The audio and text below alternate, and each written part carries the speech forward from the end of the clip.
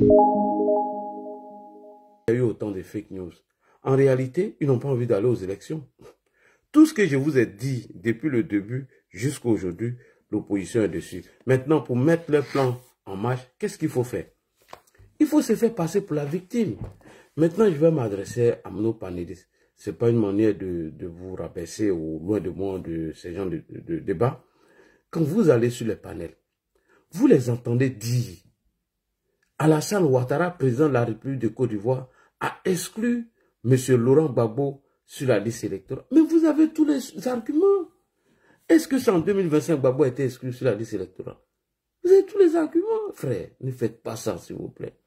Quand vous allez encore sur les mêmes panélistes de nos frères d'Anselmo Bruit, qui font beaucoup de tapage, comme j'ai écouté le fils de Touro Pédia en train de mentir, en train d'aller dans tous les sens, que le président Ouattara aurait exclu Guillaume Kibaforiso. Mais arrêtez ça, frère. Si vous n'avez pas les arguments ou les vidéos, venez nous demander en inbox, on vous donne, vous allez faire les débats.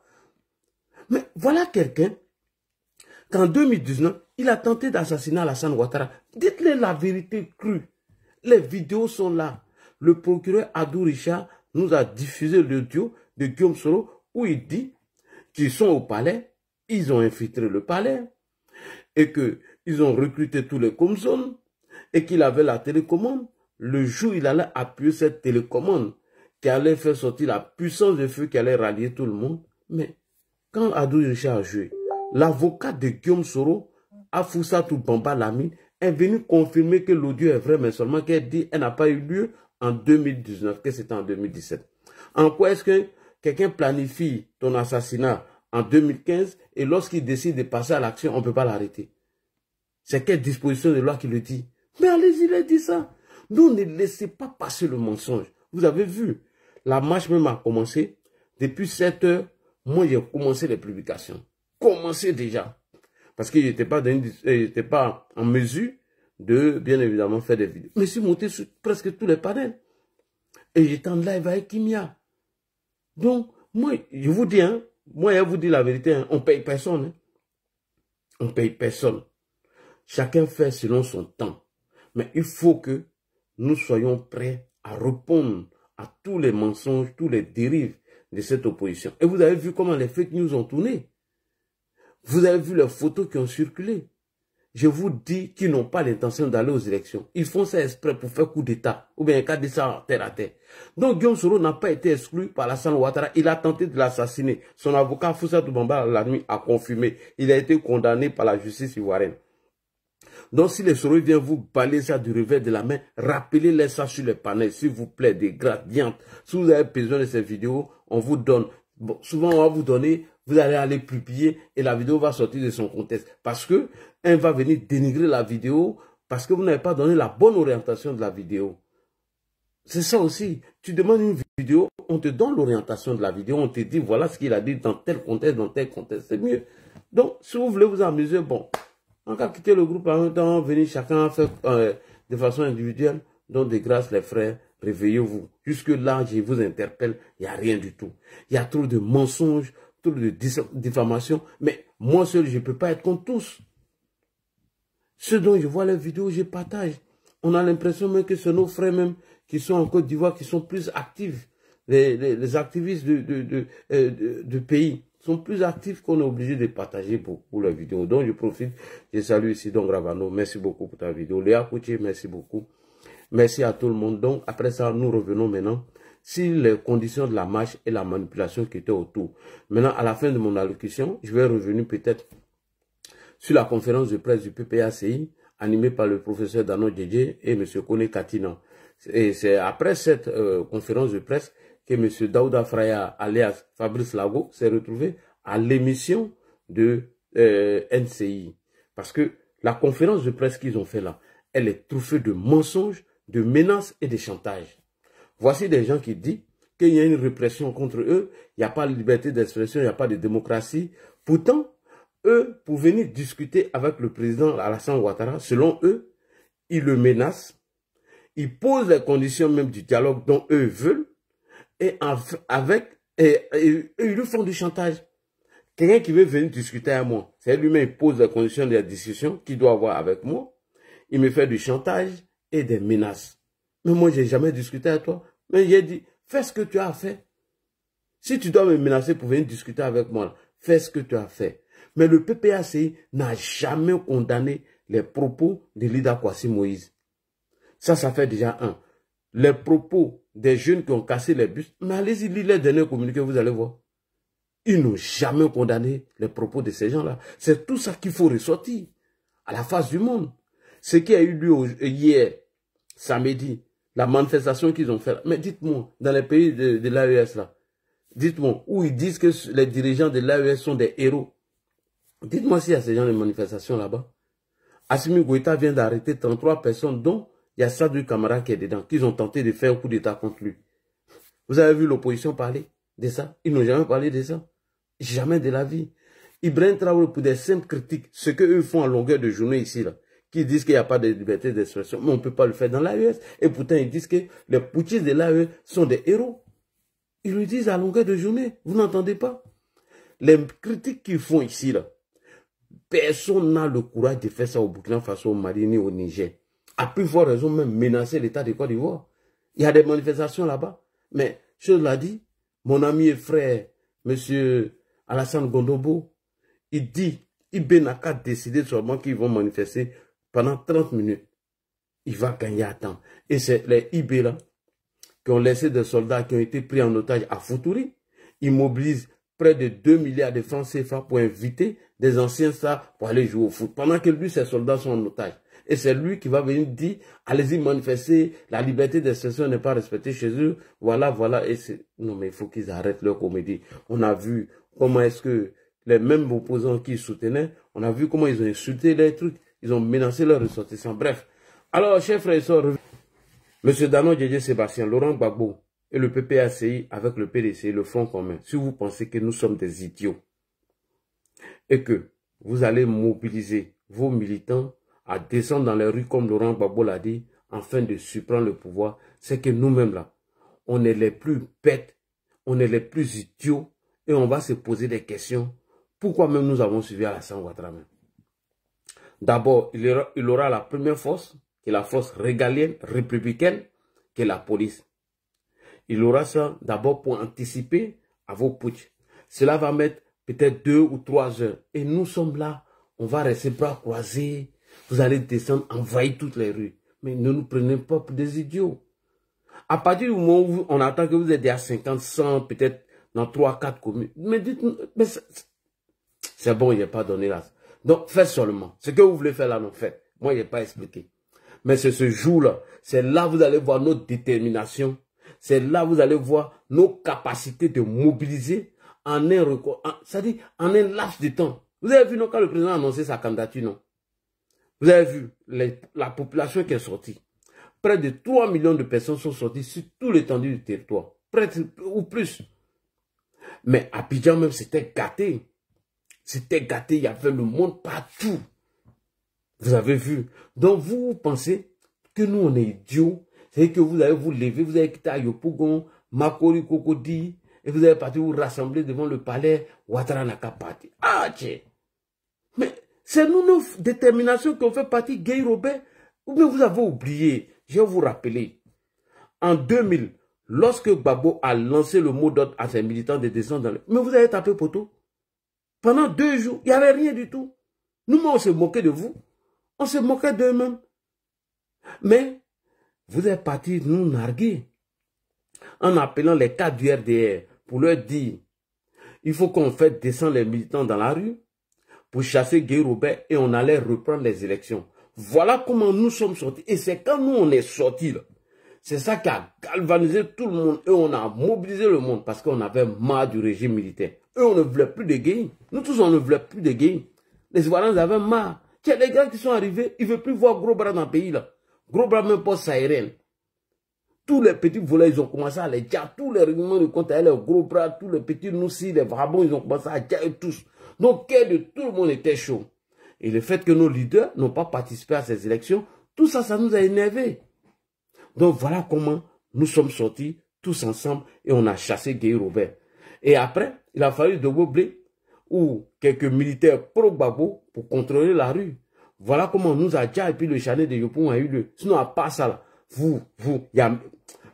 Ne faites pas hier faire sortir des anciennes images. Rappelez-vous, lorsque Gbagbo a perdu les élections, il ne veut pas partir. Mais c'est nous, on a commencé même la mobilisation, la résistance. C'est nous, on a commencé la mobilisation et la résistance en face des militaires qui étaient armés et puis nous étions sans armes. On était sans armes. Mais on a fait la résistance. On a résisté face à cela. Lorsque le lâche, le traître de Guillaume Soro là, nous a dit d'aller marcher à la Haye. Vous avez vu. Mais on est là. Donc, dites-vous que le deuxième test, vous avez fait, troisième test là, qui est le mot d'ordre là, ce serait poteau. Je vous préviens, ça serait poteau. Poteau même, Digba poteau, vous n'allez pas croire. Vous n'allez même pas croire même. Mais quand on voit que vous avez dépassé déjà 500 ou 300 personnes, non. Nous tous on serait dans la rue. On est là et puis on attend. Après, le soir, la police va nous dire de rentrer, ils vont nous gazer, nous tous on va rentrer. Je vous dis, je répète, Inch'Allah, par la grâce d'Allah, il n'y aura pas de tentative de déstabilisation dans la Alassane Ouattara dans la rue. Ça là, détrompez-vous. Ça là, la personne qui vous blague là, arrêtez. Votre patron même Gbagbo a dit, il dit s'il y avait les militants d'Alassane Ouattara déterminés pour la cause d'Alassane Ouattara, moi Gbagbo là, personne ne pouvait m'enlever au pouvoir. Personne. Donc, les soulés là, ils prennent leur argent, ils vous mentent. Vous avez vu un représentant des soulés là-bas? Johnny Pacheco est en train de vous mentir. C'est un menteur. Vous vous êtes rendu compte? Lorsque Fabrice Lago lui a dit ses vérités. Ok. Johnny là, il ne peut rien. Mais lui-même, il a été quelqu'un qui a été candidat aux législatives de 2021. Il a eu 13 personnes qui l'ont voté. Donc, ils sont en train de vous tromper. Moi, je vous donne un conseil. Ne tentez même pas. Ne tentez pas, frère. Ils sont en train de vous tromper. Donc, il dit aux militants, soyez-en prêts. C'est ce que je peux vous dire. Ils veulent nous surprendre. Ils vont faire un deuxième test. Et ils vont vouloir faire troisième maintenant, descendre dans les rues. Et s'ils pensent que nous sommes des idiots ou nous sommes bêtes, ils vont nous surprendre. Ils arrêtent de rêver à ça. Ça ne passera pas. D'abord, vous ne vous posez pas des questions. Pour vous rassembler ici à Saguidibal, pour atteindre le nombre de 6000 personnes, mais vous n'êtes pas venus tout d'un coup comme ça. Vous êtes quittés ailleurs pour aller au point de rassemblement. Maintenant, si on coupe ça là, maintenant là, pour éviter que vous venez vous réunir ici là, mais comment vous avez fait pour renverser Ouattara? Parce que vous n'avez pas sorti comme ça et puis voilà. Non, quand même. On peut vous expliquer tout. Voilà. Nous, on préfère garder nos stratégies pour nous, mais faites vos stratégies. Nous dirons seulement aux militants de rester prêts et mobilisés, c'est tout. Voilà. On ne peut pas vous dire. Ce que vous préparez là, nous on sait. C'est quand ton adversaire prépare quelque chose et puis tu es informé, tu es serein. C'est quand ton adversaire veut te surprendre alors que toi tu n'en sais rien, tu peux le faire. Mais on connaît déjà l'intention, on sait ce qui est derrière, donc ne vous pressez pas. On ne va pas donner des tactiques ici. Nous disons seulement aux militants de rester mobilisés et de rester prêts, c'est tout. Voilà. Merci beaucoup. On revient maintenant sur la conférence de presse. Ouais, je voulais jouer le gars là, mais c'est pas grave. On a déjà dépassé ça, les menaces, Petit Moussi, tout ça là, j'ai pas joué, j'ai sauté puisque le procureur a parlé de ça. Revenons sur la conférence de presse de Danon Djedje. Danon Djedje parle d'une répression contre les militants du PPACI. Et il dit que les militants sont arrêtés de façon arbitraire. La dernière fois, il disait qu'ils étaient enlevés. Et cette fois-ci, dans le cas de M. Lida Kwasi Moïse, tout le monde a vu la convocation qui a été adressée à M. Lida Kwasi Moïse afin de répondre à cette convocation. Alors, vous allez écouter les propos de Danon Djedje qui choquent, mais on va fermer nos oreilles, on va écouter quand même. Comme il n'est pas préparé assez d'éléments pour le répondre, mais c'est pas grave, on va faire une analyse comme ça rapidement, on l'écoute. Chers amis, à l'approche de la date fatidique de l'élection présidentielle du 25 octobre 2025, et plus particulièrement depuis l'annonce de la candidature anticonstitutionnelle du président Ouattara, une fébrilité soudaine est en train de s'emparer du pouvoir.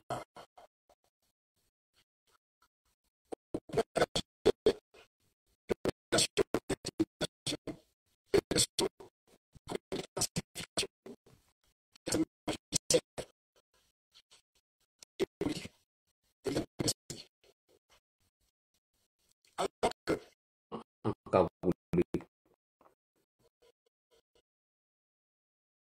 ont été soumis à des interrogatoires pendant 18 heures avant d'être lâchés. Puis encore, pendant que nous regardons la marche du camp, ce sont 3 autres camarades qui sont convoqués à la préfecture de police le vendredi 8 août 2025. Ce sont le ministre d'État Ida Kwasi Moïse, l'ambassadeur Koné Bakar et le colonel Keke Joël, colonel des douanes.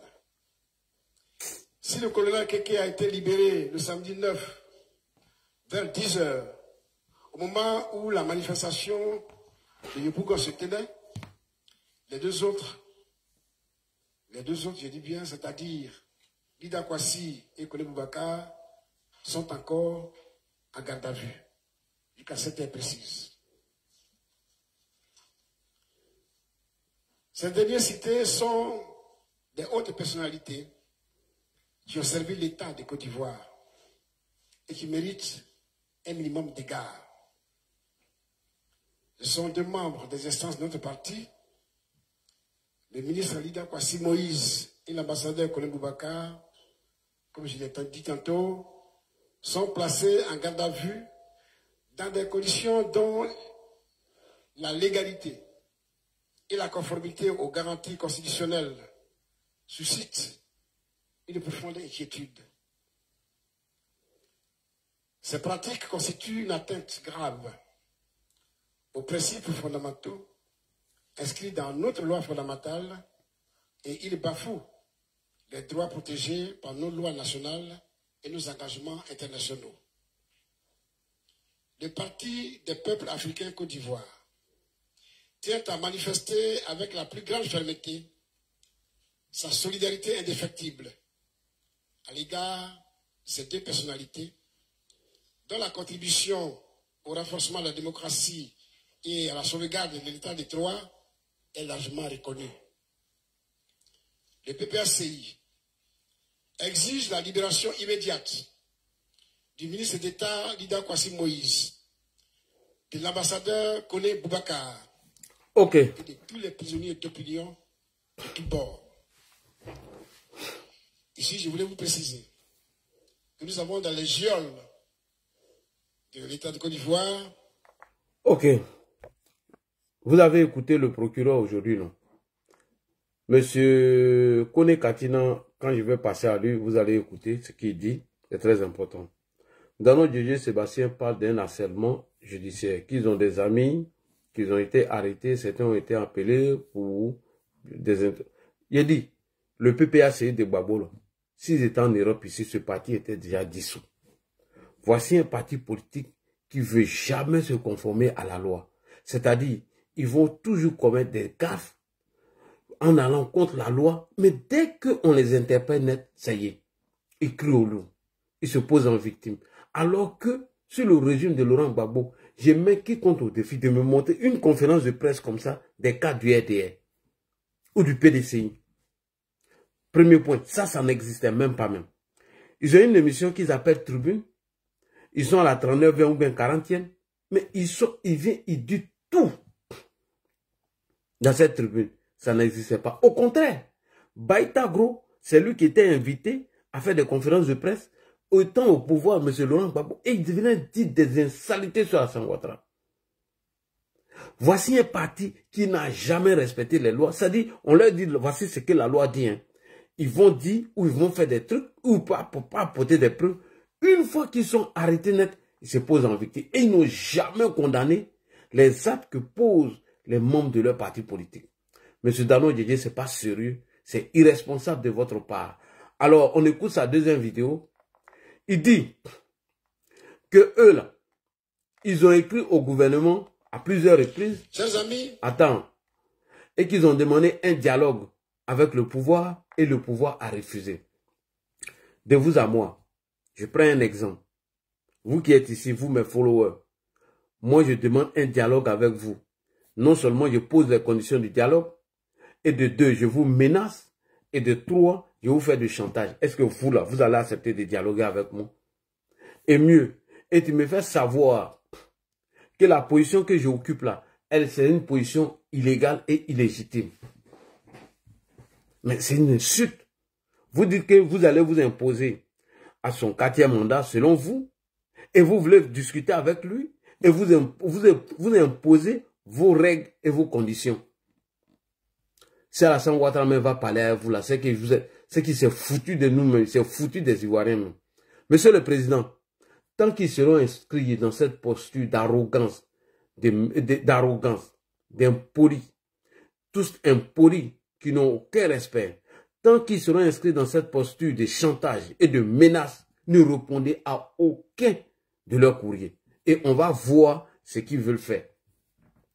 Je répète encore, Monsieur le Président de la République, le cher président exécutif du RHDP, cher Premier ministre, M. Bégué Mambé, tant que Laurent Gbagbo, à travers ses porte-paroles, M. Dano Didier Sébastien, Kone Katina et tous ces voyous qui sont autour d'eux, tant qu'ils vont vous menacer, tant qu'ils auront des propos condescendants, non respectueux, tant qu'ils vont faire des chantages et des menaces, ne répondez à aucune de leurs communications. Ne répondez à aucun de leurs courriers.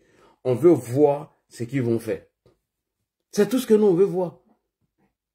Bon, ça là. Il y a eu le dernier dialogue politique.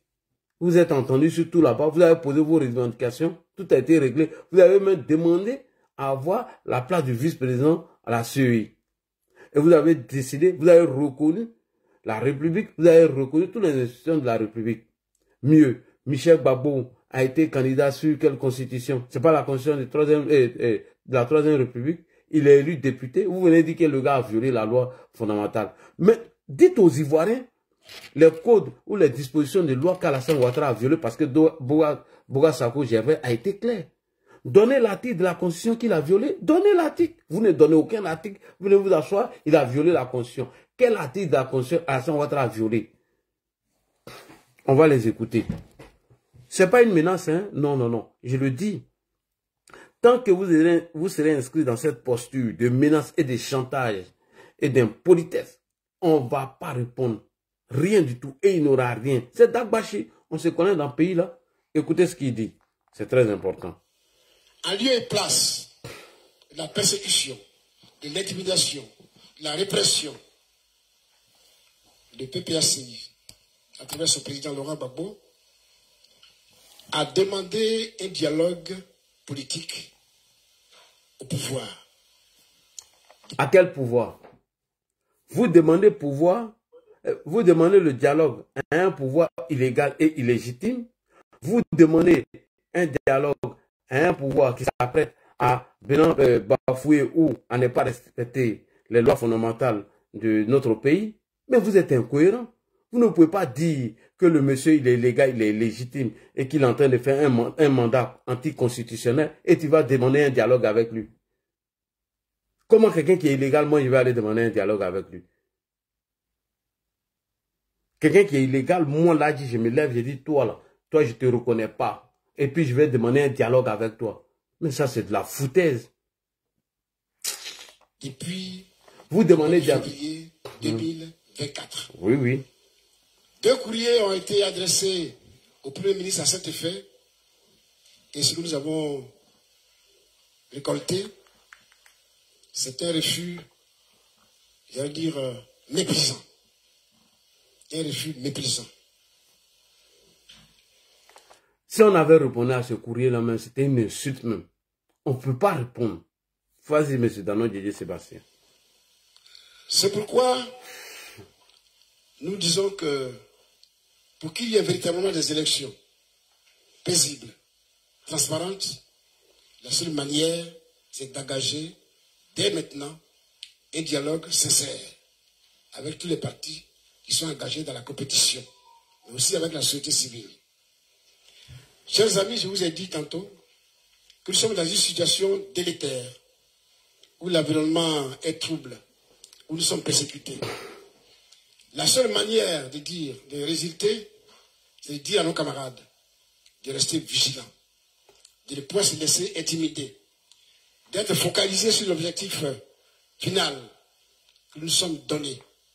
Il s'agit de l'inscription de M. Laurent Gbagbo sur la liste électorale. Il s'agit de sa candidature à bonne et due forme. Il s'agit d'élections inclusives. À cela, nous ajoutons toutes nos préoccupations qui concernent l'organisation d'élections justes, transparentes. C'est-à-dire la réforme en profondeur de la CEI, l'audit de la liste électorale, le dialogue, je l'ai indiqué, l'inclusivité des élections, je l'ai indiqué, mais l'engagement d'une révision de la liste électorale avant les élections de 2025.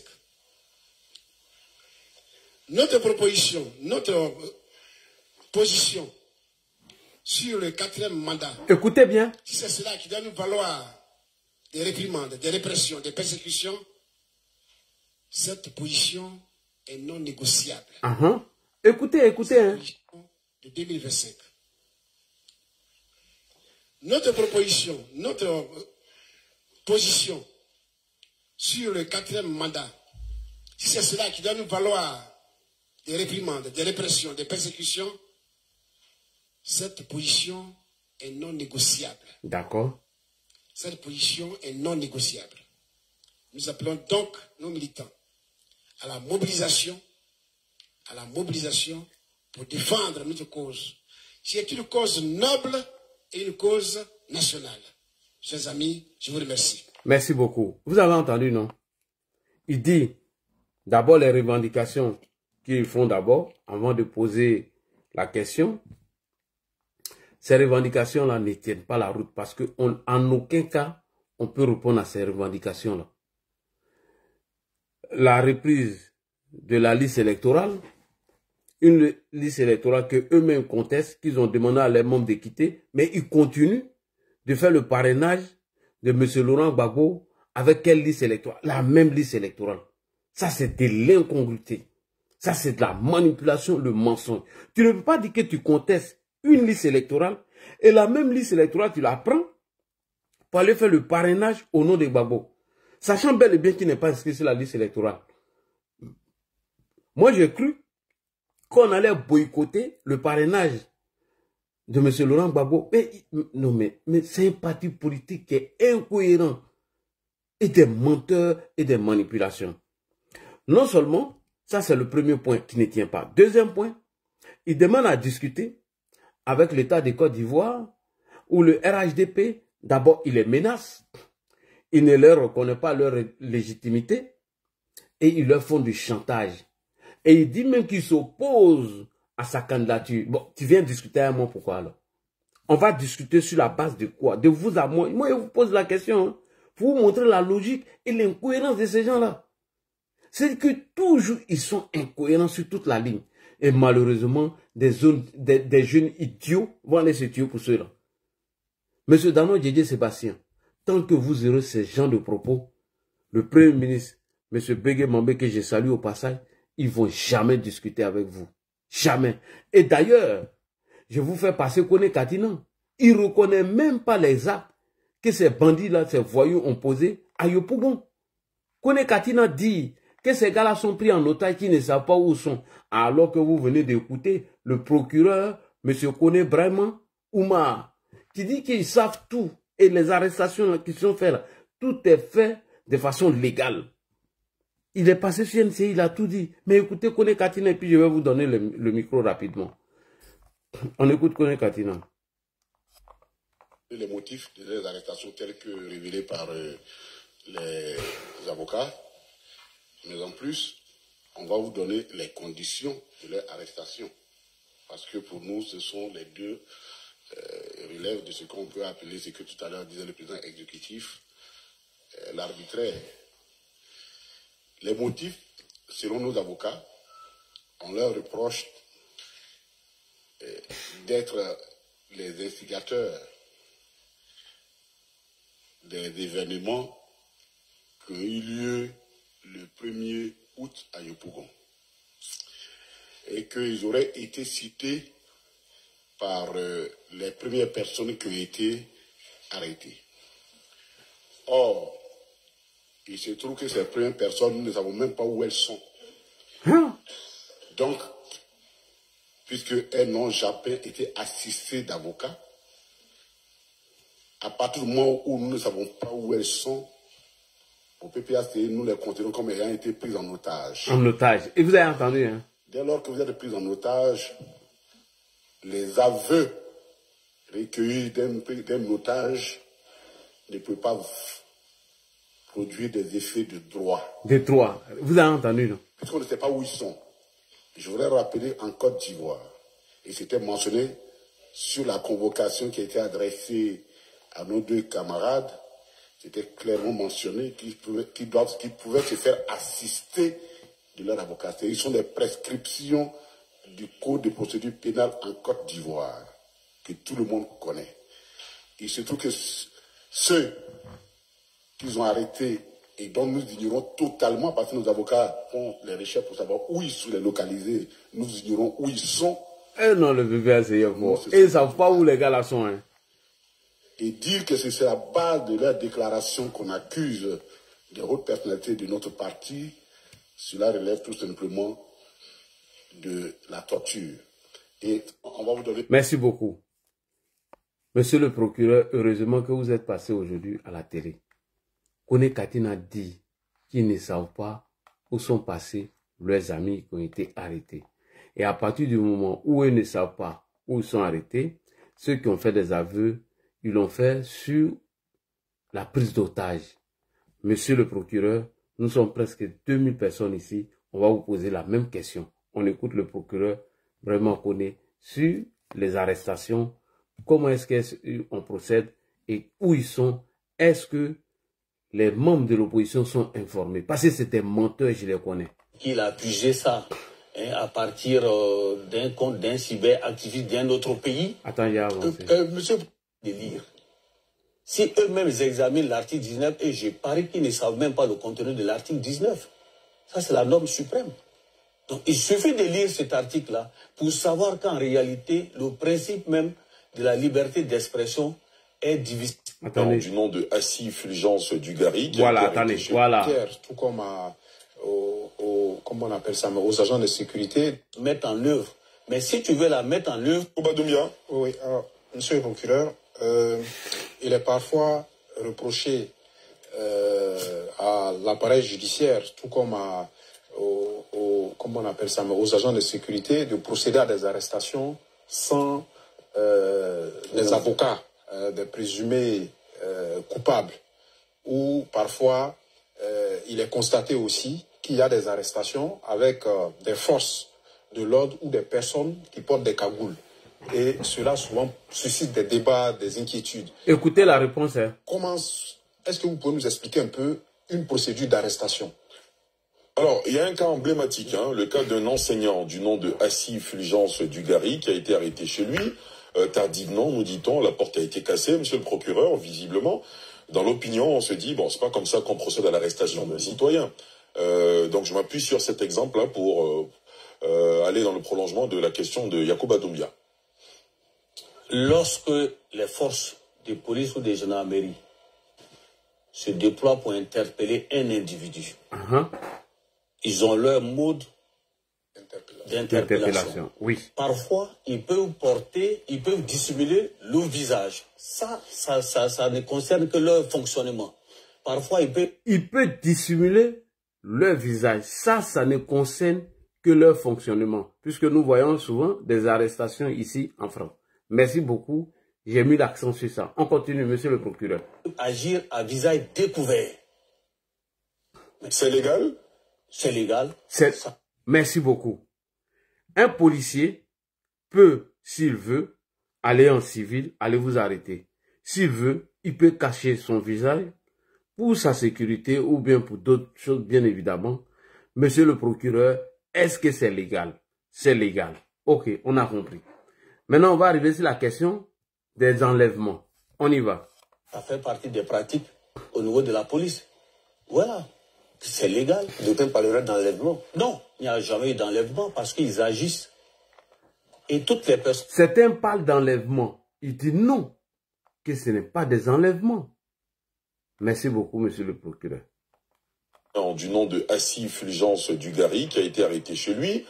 Tardivement, nous dit-on, la porte a été cassée, monsieur le procureur, visiblement. Dans l'opinion, on se dit, bon, c'est pas comme ça qu'on procède à l'arrestation d'un citoyen.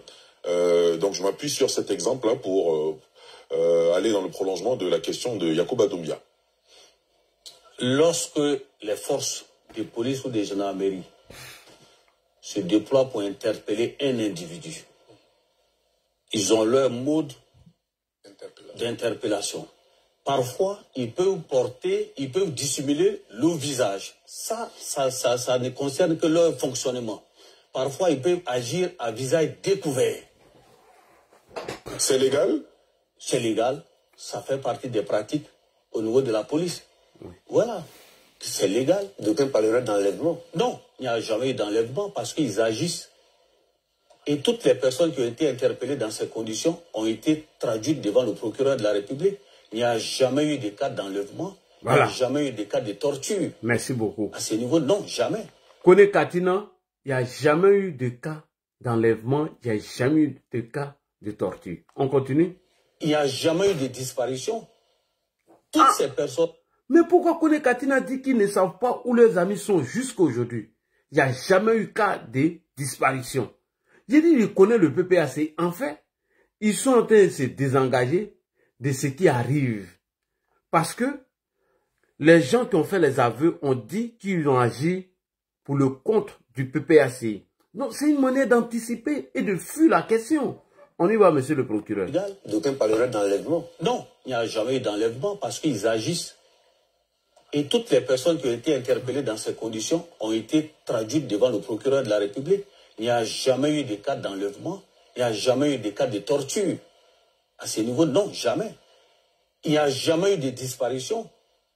Toutes ces personnes dont on parle là, le monsieur Assis Fulgence, tout cela, est-ce qu'ils n'ont pas été traduits devant le procureur de la République?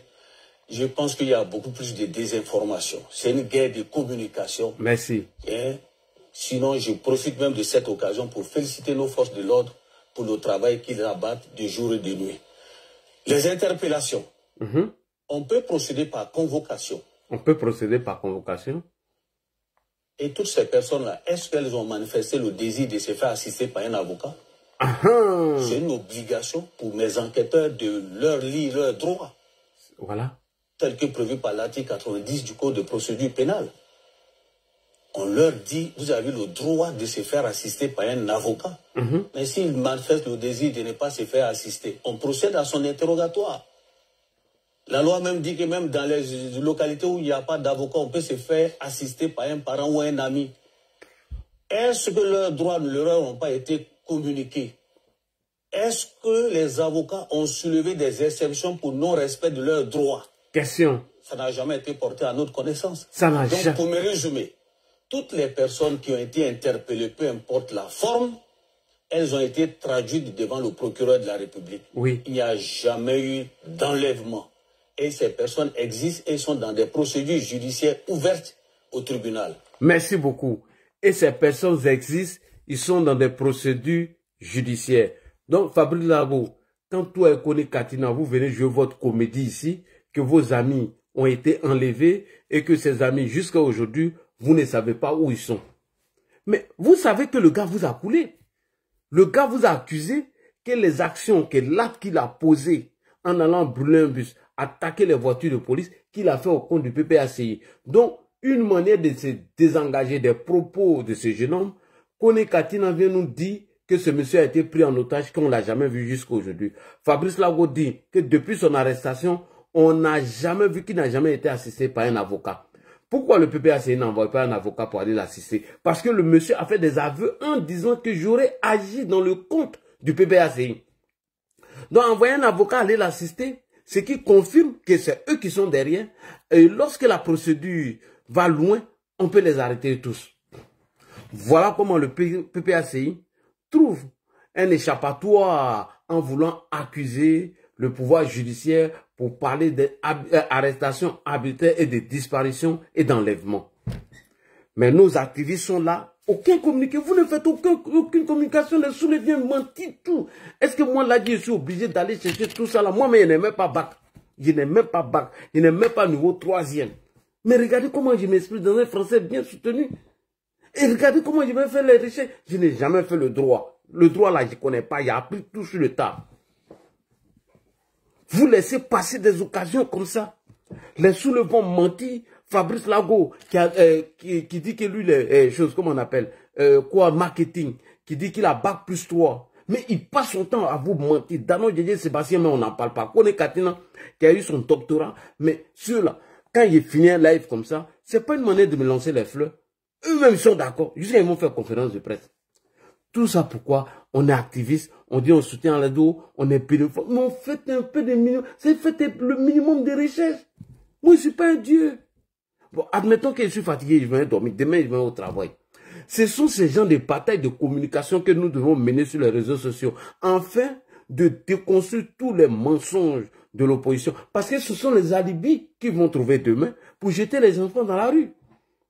Voici comment ils vont se faire passer pour des victimes, manipuler les gens et les jeter dans la rue.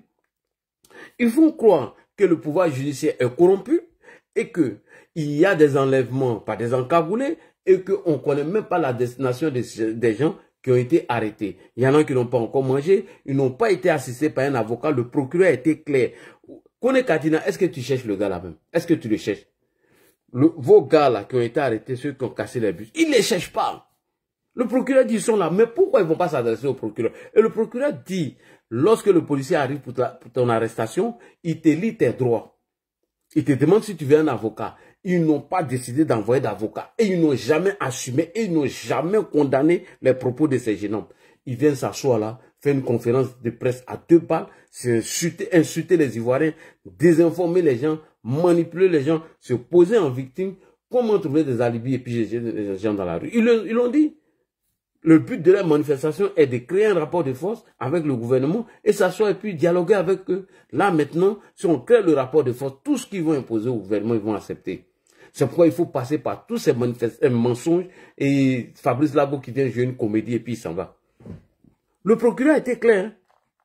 Après leur conférence de presse, on écoute encore le procureur. On nous parle d'enlèvement, on nous parle de Dugarry, maison a été cassée. Comment quelqu'un qu'on a dit qu'ils l'ont enlevé? La petite fille dit que son père a été enlevé. La petite là dit que son père a été enlevé à 23 h la nuit. Une petite fille de moins de 10 ans. C'est-à-dire qu'à 23 h là, elle ne dort pas, elle ne va pas à l'école. Elle a vu tous les scènes, comment ils sont venus casser la porte de son père, comment ils ont arrêté son papa, ils ont saccagé sa maison, ils sont partis. Qu'il y ait de la manipulation, qu'il y ait de mensonges. Mais on ne dit pas les actes que son père a posés. Et ces actes qui enfreignent à la loi. Il nous faut du boulot. Hein. Nous sommes à quelques mois des élections. Hein. Chers activistes, nous allons faire du boulot. Hein. On écoute encore le procureur. Il est un individu. Ils ont leur mode d'interpellation. Parfois, ils peuvent dissimuler le visage. Ça ne concerne que leur fonctionnement. Parfois, ils peuvent agir à visage découvert. C'est légal? C'est légal. Ça fait partie des pratiques au niveau de la police. Voilà. C'est légal. D'aucuns parleraient d'enlèvement. Non, il n'y a jamais eu d'enlèvement parce qu'ils agissent. Et toutes les personnes qui ont été interpellées dans ces conditions ont été traduites devant le procureur de la République. Il n'y a jamais eu de cas d'enlèvement. Il n'y a jamais eu de cas de torture. À ce niveau, non, jamais. Il n'y a jamais eu de disparition. Toutes ces personnes dont on parle là, le monsieur Assif Fulgent, tout cela, est-ce qu'ils n'ont pas été traduits devant le procureur de la République? Merci. Je pense qu'il y a beaucoup plus de désinformation. C'est une guerre de communication. C'est tout. Et sinon, je profite même de cette occasion pour féliciter nos forces de l'ordre pour le travail qu'ils abattent de jour et de nuit. Les interpellations. On peut procéder par convocation. Et toutes ces personnes-là, est-ce qu'elles ont manifesté le désir de se faire assister par un avocat? C'est une obligation pour mes enquêteurs de leur lire leurs droits, tel que prévu par l'article 90 du Code de procédure pénale. On leur dit, vous avez le droit de se faire assister par un avocat. Mais s'ils manifestent le désir de ne pas se faire assister, on procède à son interrogatoire. C'est tout. La loi même dit que même dans les localités où il n'y a pas d'avocat, on peut se faire assister par un parent ou un ami. Est-ce que leurs droits ne leur ont pas été communiqués? Question. Est-ce que les avocats ont soulevé des exceptions pour non-respect de leurs droits?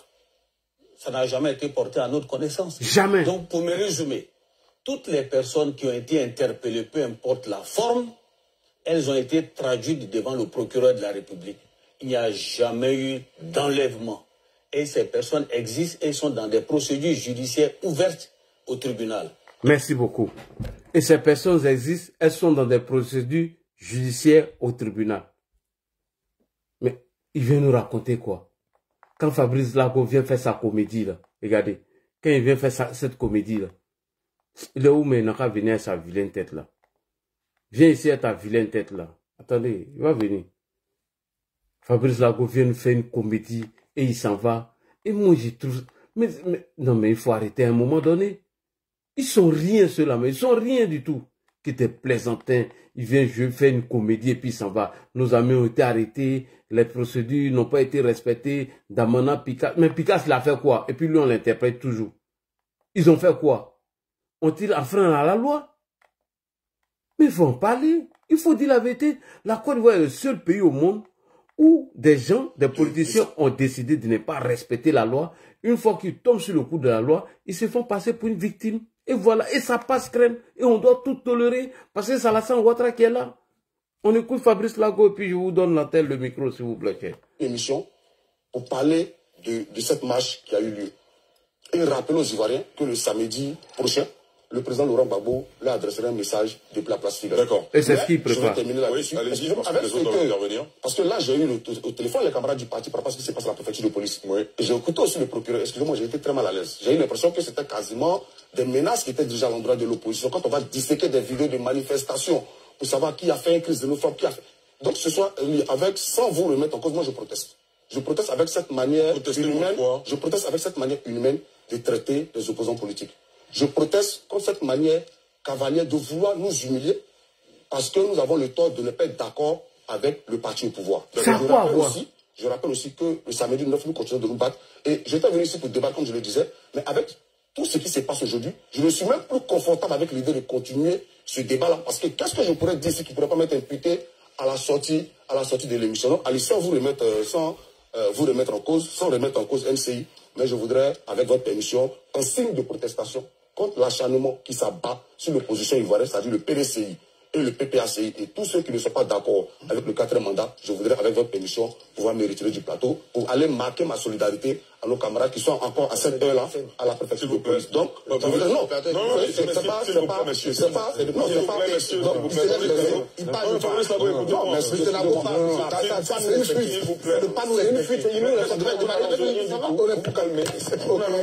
Et il n'est pas resté pourquoi?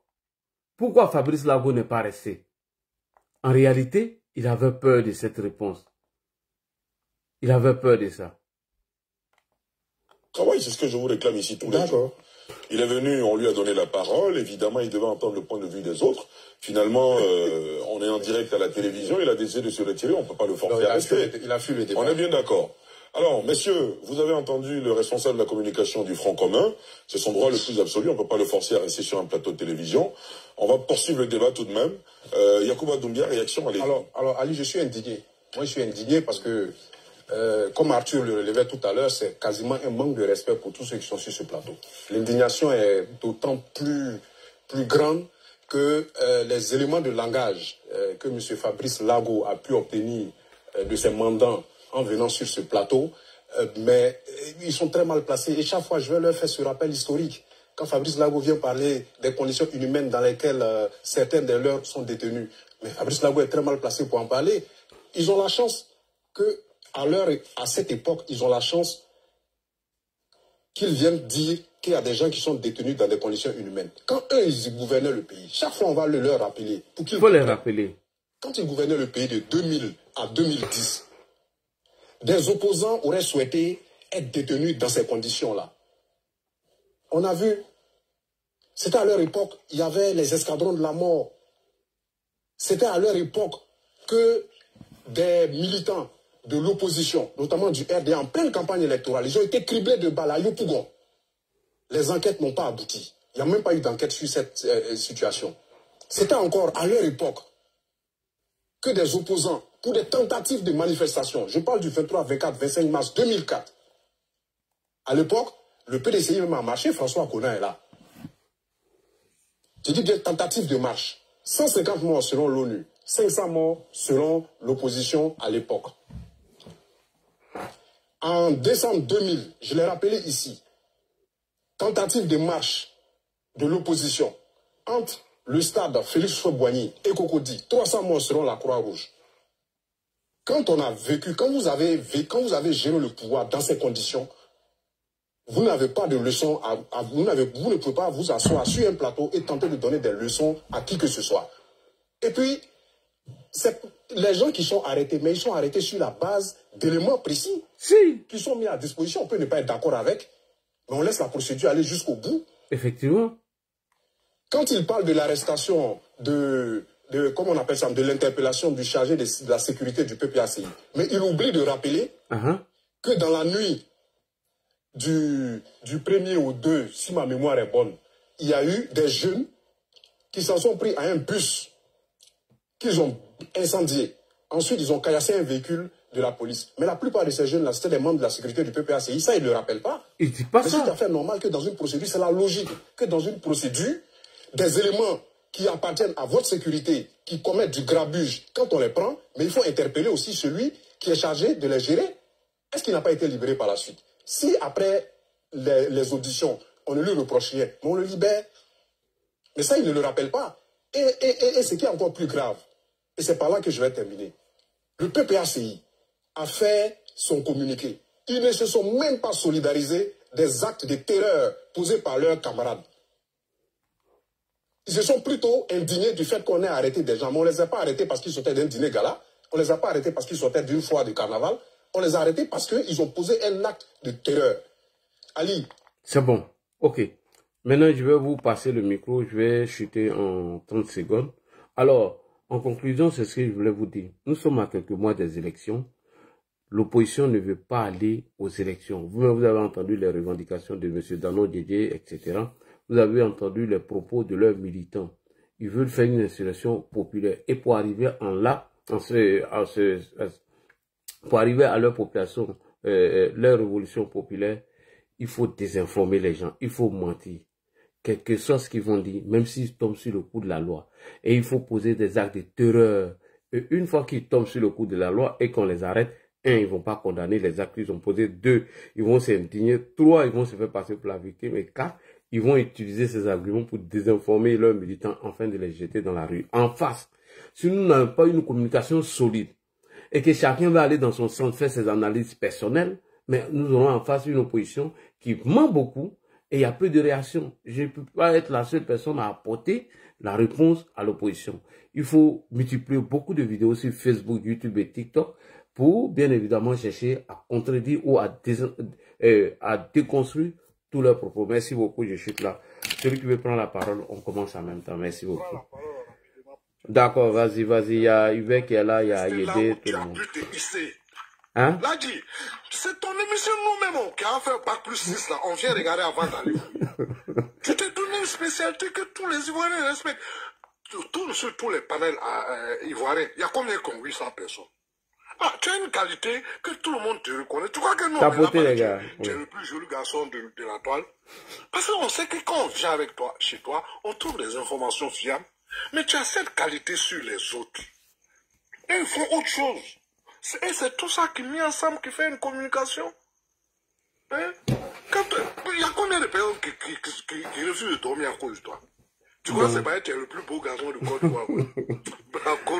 Il y a Yédé qui est là, il faut aller vite. Salut à toi, le doyen Yédé. Merci pour cette communication en tout cas. Alors, ce que j'aimerais dire dans ma première intervention, c'est que le narratif n'a pas changé. Voilà. Et que c'est depuis le Front populaire que ces gens-là, les gens de cette école, l'école Gbagbo, communiquent comme ça.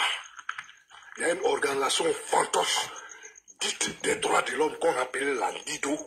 C'est comme ça la LIDO communiquait. Quand on arrête quelqu'un, un tel a été enlevé, Aïpo Martial a été enlevé. Les éléments de langage n'ont pas changé.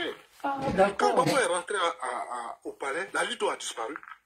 Nous tous on croit que C'était une organisation sérieuse. Oh, c'était une organisation qui travaillait pour le Front populaire ivoirien. Alors, ce qui change quand même, c'est honteux que des gens qui ont servi l'État de Côte d'Ivoire au plus haut niveau montrent leur pays, la justice de leur pays, comme une organisation mafieuse. Qui t'assure. Qui enlève les gens avec des encagouleux. Parce qu'ils ont perdu le pouvoir, à jamais. Parce que c'est la démocratie, c'est la loi du nombre, c'est par le vote qu'on vient au pouvoir, ceux-là ne viendront pas au pouvoir. Jamais. C'est des gens qui ont servi l'État à un haut niveau et qui tiennent ce type de langage. Ils montrent notre pays comme une organisation mafieuse. Je te jure. Qui enlève les gens. Inter a été enlevé par des encagoulés. Et Dieu merci, le procureur est venu mettre les points sur les i devant tout le monde. Merci. Et l'information relative à celui qui a eu sa tête tranchée, paix à son âme, oui. Elle a été répétée, mais il y a plus d'un an que toi, là, tu répètes. Oui, il a dit ça. Tu dis que ce monsieur, il a été jugé et condamné. Mais jugé et condamné, eux, ils ne croient qu'on ne soit pas ça. Il faut qu'on dise que quelqu'un a déjà, parce qu'eux, ils ont déjà des gens, ils sont encore parmi nous, ils n'ont pas été sanctionnés. Et nous faire croire que c'est la première fois qu'on arrête des gens en Côte d'Ivoire. C'est leur justice. Tapotez les gars, s'il vous plaît. Qui est similaire à celle des organisations mafieuses d'Amérique du Sud. Ils ont enlevé Guy-André Cuffet, journaliste franco-canadien. Jusqu'à ce jour, personne ne sait qu'est-ce qu'ils en ont fait. Alors, remarquez qu'ils n'aiment pas qu'on parle de ça. Mais ça s'est passé en Côte d'Ivoire. Ils avaient des forces parallèles, comme on appelle la Gestapo des nazis, qui n'a rien à voir avec la police, qui enlève les gens, qui allait enlever Habib Dodo à Yopougon, qui a traversé tous les barrages posés pour aller le juger et le dire dans une chambre au campus. C'est factuel, oui. C'est eux encore leurs organisations, leur Gestapo, qui allaient prendre des officiers supérieurs de l'armée. Pakassa Traoré et Yao Yao Jules. Ils sont sortis de l'ambassade de France, ils les ont pris, et puis eux, ils ne s'arrêtaient pas à l'arrestation. Ils font des services corporels. Ouais. Des personnes dès certains âge, ils vont les frapper comme des vulgaires voyous. Alors, cette bande de nazis, des tropiques, veut s'ériger en donneur de leçons, veut apprendre, nous apprendre ce que c'est que l'état de droit. Mais c'est l'hôpital qui se fout de la charité. Et leurs agissements, moi ça ne m'impressionne pas. Nous tous le connaissons depuis longtemps. Pas. Donc il faut, il veut aller maintenant lui-même faire l'appel à la désobéissance civile. Ce monsieur veut encore être humilié au crépuscule de sa vie. Je parle de monsieur Gbagbo. Alors on va le regarder, il va lancer cet appel à la désobéissance. Et puis, ces soldats vont se livrer à créer le désordre dans le pays. Même si on dit que Gbagbo et Kanda, il y a des entreprises qui vont commencer à délocaliser. Lui, il ne sait pas. La communauté, ils sont allés se promener, les gens, même comment on appelle la justice, comment vous appelez cette cour? La cour des droits de l'homme et des peuples africains. Tous ceux-là, ils les ont refoulés. Oui, oui, la cour des droits de... Au monde entier, que Gbagbo sera candidat en 2025, des entreprises vont commencer à délocaliser, à mettre en sécurité leur personnel. Et ce n'est pas le point qu'il a donné au monde. Donc, c'est un opposé au monde entier qui lui disait de céder le pouvoir qu'il avait perdu légalement. Il a préféré se faire humilier. Donc, M. Gbagbo va encore se faire humilier. Parce que ce qui a commencé là, il ne peut pas arrêter. Lui, il ne peut pas arrêter. Toi-même, un garçon, quand tu vois, on te dépose un sac. Mais tu sais si ta force te permet de se lever ou pas. Oui. Donc, il s'en va vers encore. On va attendre s'il appelle les gens à descendre, à casser tout. Voilà. La loi lui sera appliquée. Et c'est en cela que, bon, quand les gens envoient les appels, ils demandent non, les gens ont les propos. J'ai dit, cela ne reprend pas les Ivoiriens. Ils ne peuvent pas créer une guerre dans notre pays. Ce type de procès, c'est des minorités. C'est la justice qui se met à exécution. Voilà, donc ça, c'est comment on appelle, c'est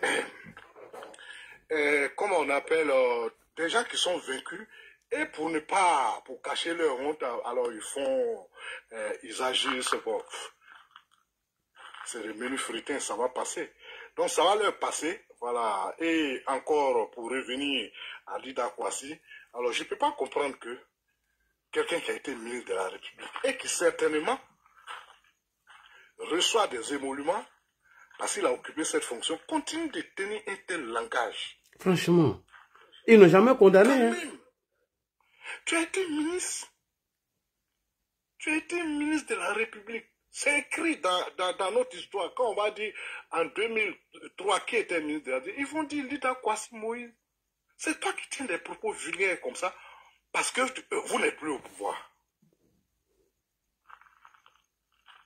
Qu'est-ce que ça veut dire? Vous qui êtes quand même censé donner des leçons aux plus jeunes, c'est vous qui tenez de tels propos. Alors, vraiment, et je vois sur les réseaux sociaux qu'ils demandent pardon. Mais ça serait trop facile que chacun dise ce qu'il veut et quand on le met aux arrêts, il demande pardon. Il faut appliquer la loi. La loi, c'est la seule façon de régler ce type de problème.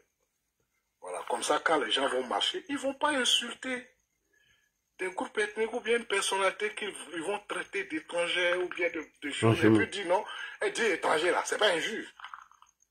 Ce langage vulgaire qui a été amené dans la vie politique en Côte d'Ivoire depuis 1990, il faut qu'on y mette fin par la loi. Ouais. Et puis les politiciens reviennent à des débats plus sérieux. Effectivement. Ce débat des xénophobies là, il faut mettre fin. Hein? Voilà, il faut mettre fin à ça. Il faut mettre fin à ça et vraiment c'est bien parti. Et franchement, je me réjouis de la capacité de nos autorités à s'adapter aux réalités du monde moderne, à adapter notre justice aux réalités du monde moderne que sont les réseaux sociaux qui diffusent les nouvelles à la vitesse de la lumière. Et il faut vraiment pouvoir mettre des garde-fous. Voilà, parce que on a vu celui qui a publié les images qui disaient que celui qui l'encagoulé, voilà, ou bien que le policier qui avait déjà à Lino Faso, ce serait déjà des choses comme ça. Ils ont mis la main sur lui. Alors, nous, on n'apporte rien. Les Chinois inventent les choses, ils mettent à notre disposition. Et puis, on a fait un mauvais usage. Voilà, donc il faut mettre fin à ça. En tout cas, merci pour ta présence. Merci. Donc,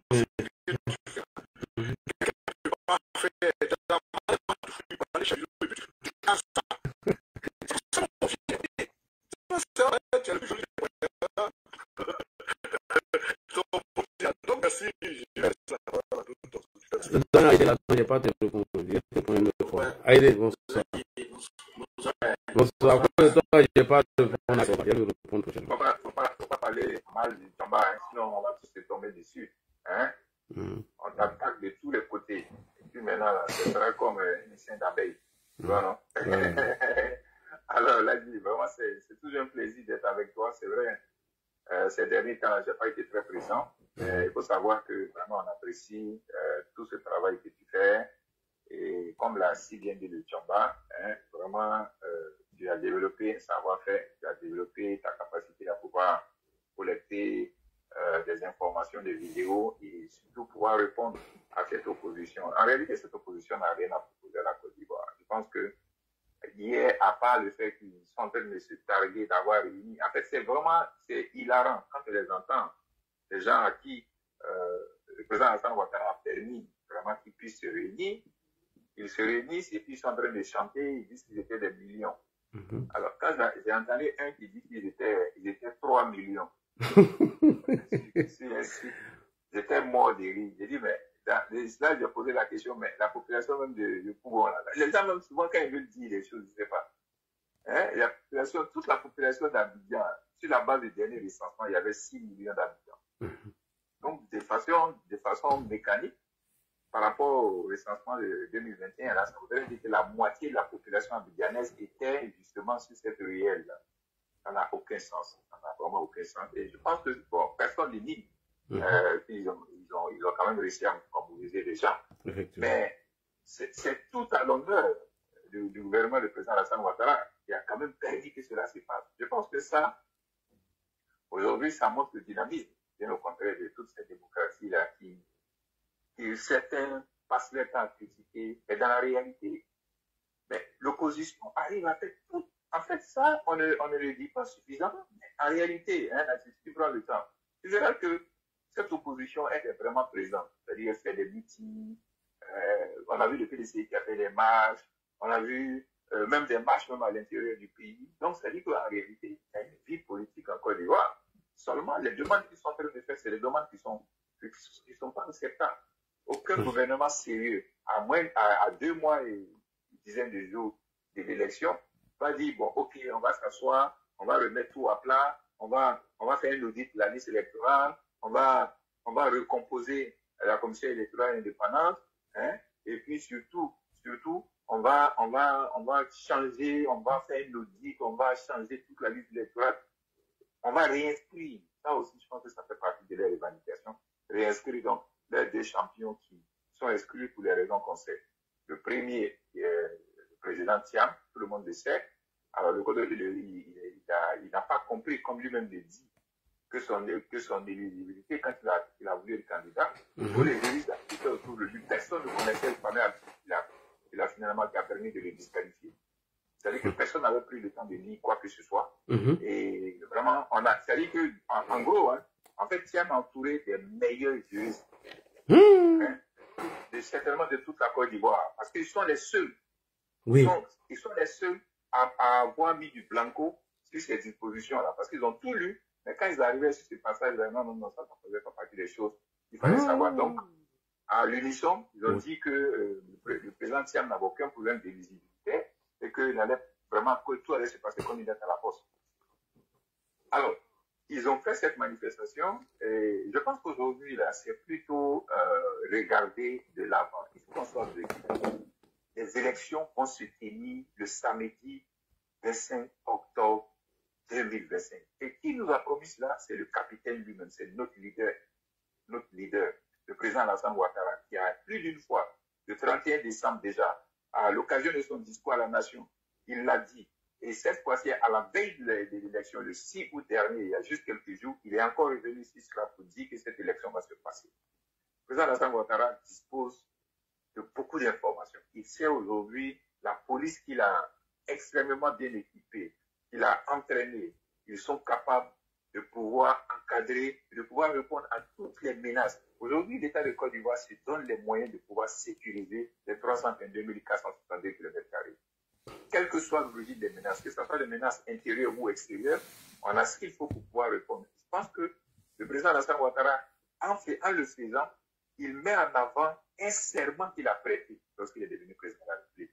Ce serment-là, c'est de protéger les Ivoiriens. En tout cas. C'est de protéger les Ivoiriens contre tout type de menaces. Et je pense que cette mission-là, jusqu'à présent, en tout cas, il l'a remplie excellemment.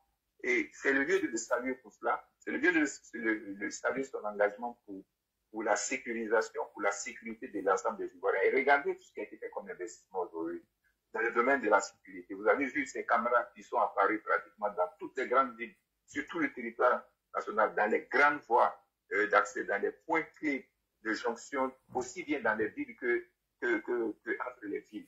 Et ce travail d'équipement, ce travail de vidéosurveillance permet aujourd'hui à notre police de pouvoir aller très vite lorsque certains incidents surviennent. Voyez-vous, sans oublier bien sûr tous ces équipements, que ce soit en matériel roulant, en véhicule. On a vu lors du défilé, on a vu cette unité de la police, la brigade anti-émeute.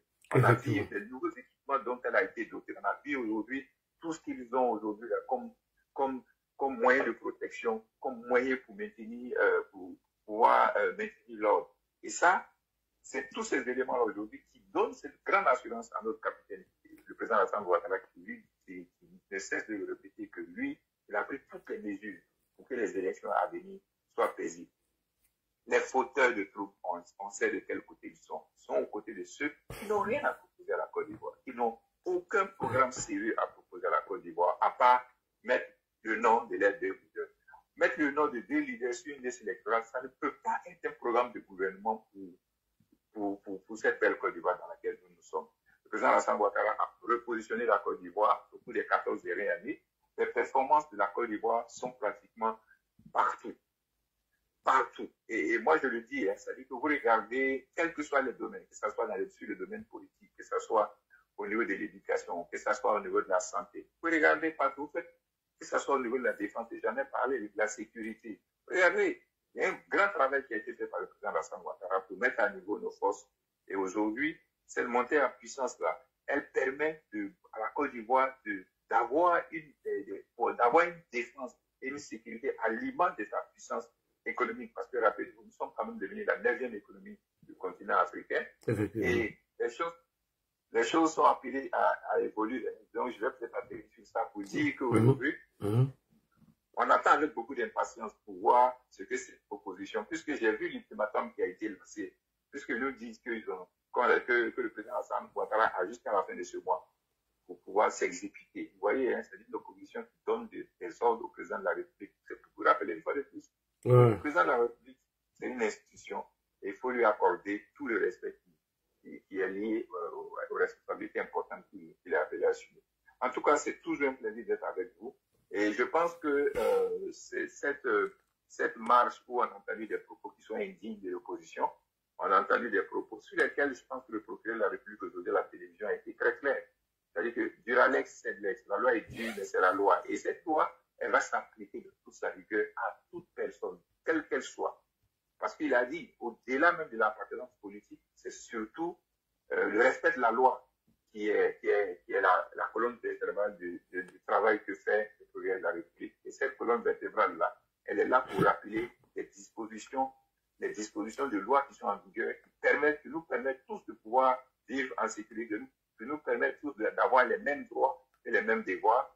Et nous avons l'obligation de respecter ces lois-là. Et lui, en tant que procureur, pour toutes les personnes, quel que soit leur rang, parce que être chef d'État ou bien être chef de parti politique ou être, je ne sais pas, une personnalité de l'opposition ou bien dans un parti politique, ne vous dispense pas du respect de la loi. La loi doit pouvoir s'appliquer à vous, comme tout autre citoyen, même le planteur qui est quelque part à Tingri-là, il a les mêmes droits vis-à-vis de la loi que vous, parce que vous êtes à la tête d'un parti politique. Cela ne vous donne aucune dispense au respect de la loi. Donc voilà un peu ce que je tenais à dire. En tout cas, les jours à venir, comme ils ont lancé l'ultimatum, avec eux, on va commencer les décomptes, parce que c'est eux-mêmes qui nous ont habitués à ce genre de choses. Dans un premier temps, c'était, vous avez juste, si la liste électorale sort, si la liste provisoire sort, et que le nom de notre champion n'est pas dessus, on va voir. La liste électorale provisoire est sortie, son nom n'y était pas. Ils ont donné un nouvel ultimatum pour dire non, la liste définitive. Si ça sort, si ton nom n'est pas dessus, vous allez voir. La liste définitive est sortie le 4 juin dernier. On n'a pas encore vu. Et cette fois-ci, vous avez vu, ils sont allés, ils ont dit maintenant, le président Alassane Ouattara, là, s'il s'est dit candidat à un 4e mandat, vous allez voir ce qu'on va faire.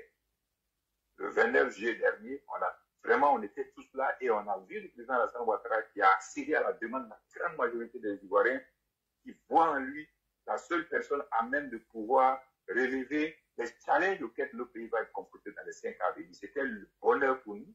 Mais une fois de plus, vous avez vu, c'était encore l'occasion pour ceux qui menacent sur les réseaux TikTok, qui menacent partout dans les rues, d'être incapables de passer à l'acte. Maintenant, ils sont partis encore avec une nouvelle ultimatum. Ils disent maintenant c'est jusqu'à la fin du mois. Si jusqu'à la fin, jusqu'au 31 août, si les noms de les deux leaders n'apparaissent pas comme par miracle sur la liste électorale, ils promettent encore des choses. Mais écoutez, on est maintenant habitué à tout cela. On attendra donc le 31. Alors, je vais quand même rappeler ici certains propos qu'on a entendus de cette opposition-là qui était vraiment hilarante. Alors, je me souviendrai toujours, et je pense que même pendant le meeting, on en a parlé un peu, ils disent que même si le nom de notre champion n'est pas sur la liste, ce qui est sûr au soir du 25 octobre, là, c'est lui qui sera élu. Vous voyez, quand j'entends des partis politiques tenir de tels propos, alors on sort véritablement dans le cadre du parti politique. Nous sommes véritablement dans des sectes. Parce qu'il n'y a que dans des mouvements sectaires qu'on peut dire des choses comme ça. Quand vous avez votre leader qui n'est nulle part sur la liste électorale, quand vous avez aujourd'hui, là, vous êtes à moins de 2 mois d'élection, alors que vous avez des demandes qui sont complètement surréalistes. Demandez la dissolution de la commission électorale indépendante, demandez une nouvelle RLE, demandez l'audit de la liste électorale, mais à moins de 2 mois, et vous attendez qu'il y ait un miracle. Mais c'est exactement, on est dans la même situation qu'on a connue dans ce pays, où on a vu des nuages survoler l'état-major au journal de 20 heures. On est dans la même situation où on a vu des cœurs apparaître